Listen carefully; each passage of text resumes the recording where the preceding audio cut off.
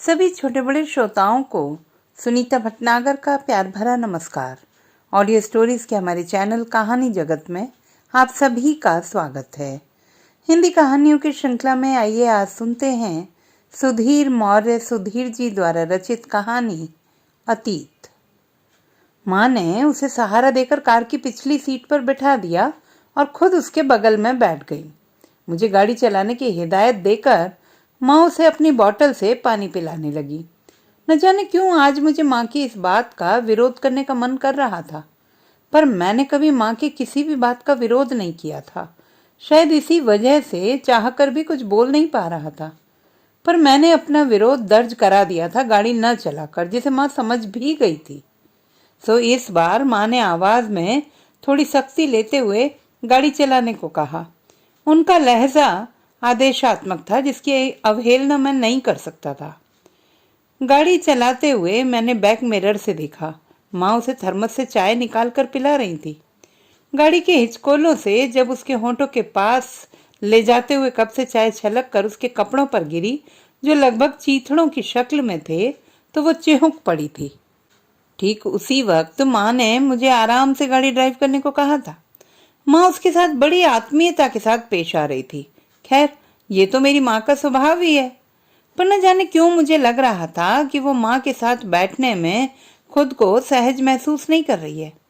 घर पहुंचते ही माँ ने मुझे वापस मार्केट जाने को कहा। मेरे चुप रहने पर माँ बोली, लड़की क्या तेरे कपड़े पहनेगी? मैं भी क्या करता, कोई रास्ता ना देखकर वापस मार्केट की तरफ रवाना हो गया। कुछ तो इस वजह से कि मुझे जनाने कपड़े खरीदने का कोई अनुभव नहीं था, और कुछ खुन्नस की वजह से मैं काफी देर में पहुंचा।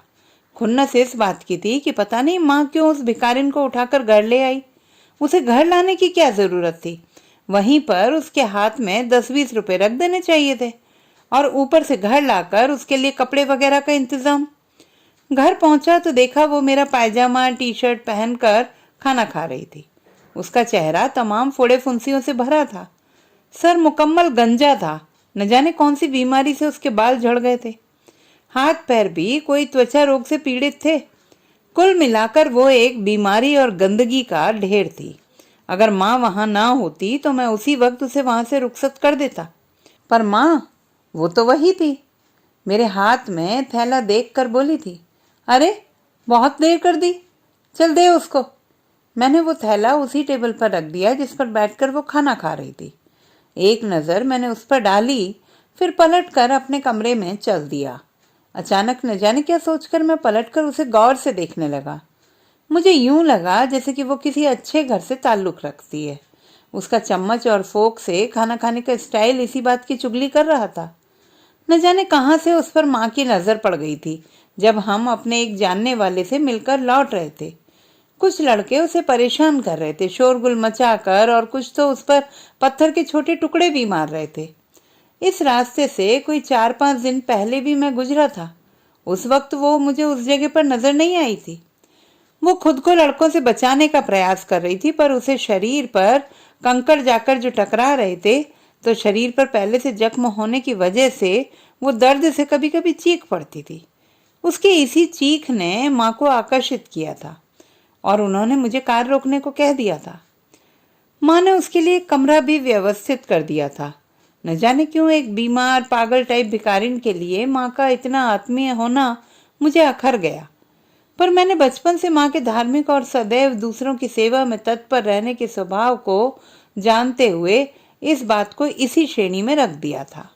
मैंने अंदाजा लगाया था कि वो जरूर जवान थी, और यदि इस हालत में ना होती तो कतई 23-24 से ज्यादा ना थी।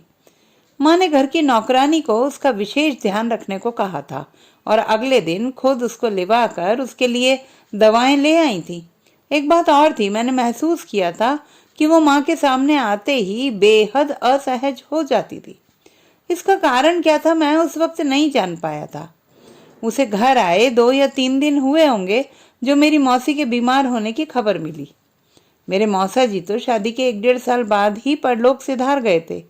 मेरी मौसी का एक ही लड़का था, 17-18 साल का। मौसी माँ से छोटी हैं, उनकी देखरेख के लिए माँ को वहां जाना पड़ा। जाते वक्त माँ ने मुझे सख्त हिदायत दी कि उस घर में लाई गई लड़की का मैं विशेष रूप से ध्यान रखूं, जिसे मैंने न चाहते हुए भी एक आज्ञाकारी बेटे की तरह मान लिया। जाते वक्त माँ ने मुझे उसके क्लिनिक ले जाने का शेड्यूल वगैरह भी समझाया था। उस लड़की की देखभाल मैंने अपने ऊपर एक बोझ समझकर संभाल ली। शुरू शुरू में मुझे उसके पास जाने, उससे बात करने में बड़ी कोफ्त होती। कभी कभी तो मारे उबकाई के मेरा जी बेहाल हो जाता। पर धीरे धीरे मैं अभ्यस्त होता चला गया और मैं मन से उसकी देखभाल करने लगा। मेरी देखभाल या फिर मेरी माँ की परोपकार करने की प्रवृत्ति की वजह से वो लड़की बड़ी तेजी से स्वस्थ होने लगी। मौसी की बीमारी लंबी खिंचने की वजह से माँ को वहीं रुकना पड़ा। वो फोन पर उस लड़की का नियमित हाल चाल लेती रहती थी।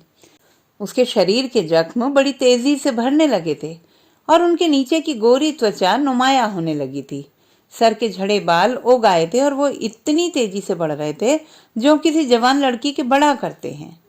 उसका चेहरा निखर चला था और सच पूछो तो उसका चेहरा मुझे ऐसा लगा जिसकी तलाश मैं अपनी प्रेमिका या पत्नी के चेहरे में किया करता था। ये बात और थी कि अब तक किसी भी लड़की से मैं प्यार के मामले में उलझा नहीं था। माँ के द्वारा उसे घर में लाने के तकरीबन 2 महीने बाद वो पूर्णतः स्वस्थ हो चुकी थी। वो एक 22-23 साल की छरहरे बदन की गोरी रंगत लिए एक ऐसी लड़की थी जिसकी सुंदरता, नैन नक्श और फिगर का कोई भी दीवाना हो सकता था। मेरी उम्र भी लगभग 20 साल रही होगी शायद। उससे 2-3 साल में छोटा ही रहा होऊंगा। मुझे इंटर करने के बाद ही बैंक में क्लर्क का जॉब मिल गया था और मैं इससे खुश भी था। माँ के पास इकट्ठी पूंजी से एक नया घर बनवा लिया था और फाइनेंस से एक ऑल्टो गाड़ी भी ले ली थी। पिताजी का स्वर्गवास हो चुका था पर उसकी पेंशन माँ के नाम आती थी, तो यूं आर्थिक रूप से कोई भी समस्या नहीं थी। ऊपर से मैं और माँ 2 लोगों का ही परिवार था। माँ ने घर के कामकाज के लिए एक नौकरानी रख छोड़ी थी। उस शाम जब मैं यूं ही रोज की तरह घर से बाहर बेमकसद टहलने जा रहा था, उसने मेरा नाम लेकर मुझे आवाज दी। उसने पहली बार पिछले 2 महीनों में मेरा नाम लिया था। उसने कहा, ऋषि जरा रुक जाइए, मैं चाय बनाती हूँ, पी कर जाओ। उसके होठों से मेरा नाम सुनकर मुझे यूं लगा जैसे मेरे हृदय के तारों में सरगम बज पड़ी हो। ठीक उसी वक्त मैंने भी उसका नाम पहली दफा लिया था। ठीक है अस्मिता, उसका ये नाम मुझे घर की नौकरानी ने बताया था। यूं एक सिलसिला चल पड़ा, साथ शाम चाय का और साथ साथ बाहर जाकर बेमकसद टहलने का। हम काफी नजदीक आने लगे थे। यह यूं कहो कि एक दूसरे के दोस्त बन चले थे। उसके बोलचाल के ढंग से मैं समझ गया था कि वो तालीम याफ्ता लड़की है, पर फिर भी मैंने उसके अतीत को कभी कुरेदा नहीं था। फिर वो शाम आई जब मैंने उसे प्रपोज किया।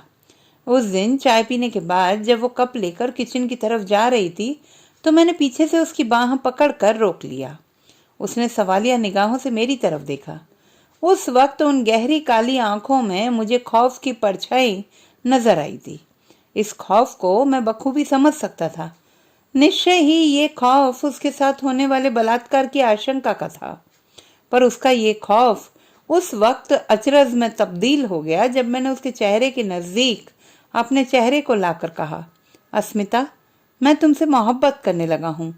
मैं चाहता हूँ तुम इस घर में अब मेरी महबूबा और शरीके हयात की हैसियत से रहो। कुछ लम्हे वो मुकम्मल खामोश रही, फिर मेरे हाथ से अपनी बाह छुड़ाते हुए बोली, ये मुमकिन नहीं ऋषि।